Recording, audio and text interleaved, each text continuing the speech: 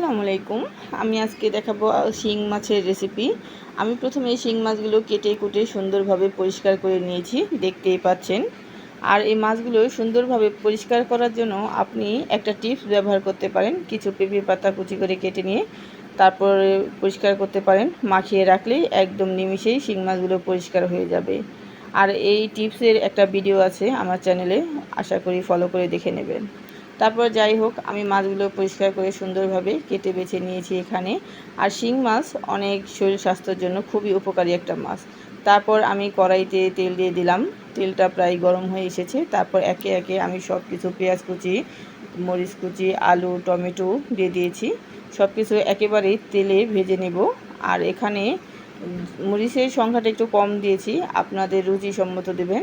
মরিচের ঝালটা যদি বেশি খেতে পারেন বেশি দেবেন। আমি আজকে বেশি ঝালও দেব না, বেশি হলুদও দেব না। আমি একদম অল্প হলুদে সুন্দর অল্প তেলে রান্না করে দেখাবো। আর এই শিং মাছটা রান্না করার একটাই উপকারিতা হলো যে অল্প তেলে হলুদে রান্না করলে শিং মাছটা অনেক মজা হয়। আর শরীর স্বাস্থ্যের দিকে অনেক ভালো হয়, কারণ শিং মাছটা আমরা বেশিরভাগ শরীর স্বাস্থ্যের উপকারেই কাজে লাগে। কারণ শিং মাছ খেলে রক্ত বৃদ্ধি পায়, সব কিছুতেই ভালো থাকে। তারপর দেখুন প্রায়ই হয়ে এসেছে কষানোটা। তারপর আমি আদা বাটা, হলুদ বাটা এক এক করে সব মশলাই দিয়ে দিচ্ছি। আর হলুদটা আমি বেশি দেবো না আজকে, কারণ শিং মাছে হলুদটা একটু কম দিলেই ভালো হয়। আর দেখা গেছে যারা অসুস্থ থাকে তাদের জন্য আরও বেশি ভালো, কারণ যত হলুদ কম খেতে পারেন ততই শরীর স্বাস্থ্যের জন্য উপকার আসে। দেখতেই পাচ্ছেন কষানো হয়ে গেছে। আমি আর অল্প কিছুক্ষণ সময় কষিয়ে নিব এখানে। তারপর আমি সব মাছগুলো যেগুলো পরিষ্কার করে ধুয়ে নিয়েছি সেগুলো আমি ঢেলে দেব। তারপর মাছ দিয়ে ভালোভাবে একদম নেড়ে চেড়ে নেব সুন্দরভাবে। তারপর কষানো হয়ে গেল, আমি আরও একটু ভালোভাবে সুন্দর করে কষিয়ে নেব।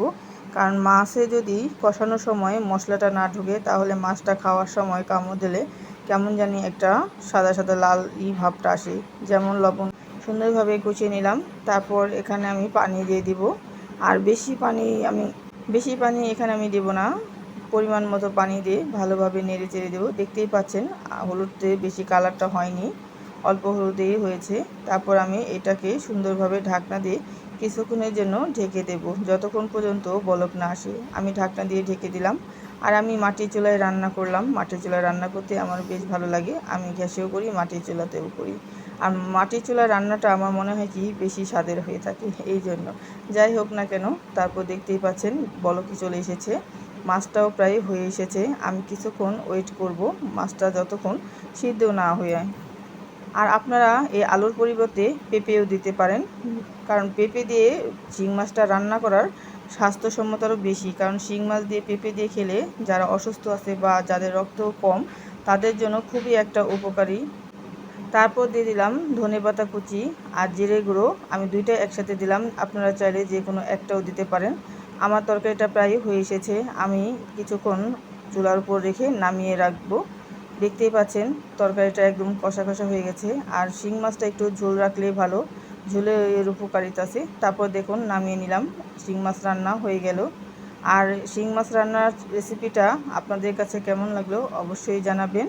আর যে যেখান থেকে দেখছেন অবশ্যই লাইক করে বলবেন যে আমার ভিডিওটি কেমন হয়েছে। ভালো হোক বা মন্দ হোক, যাই হোক না কেন, একটা কমেন্টের মাধ্যমে আমরা অনুপ্রাণিত হই। কারণ আমরা যখন ভিডিও তৈরি করি তখন অপেক্ষায় থাকি যে কখন একটা কমেন্ট করে একটা অনুপ্রেরণা দেবে।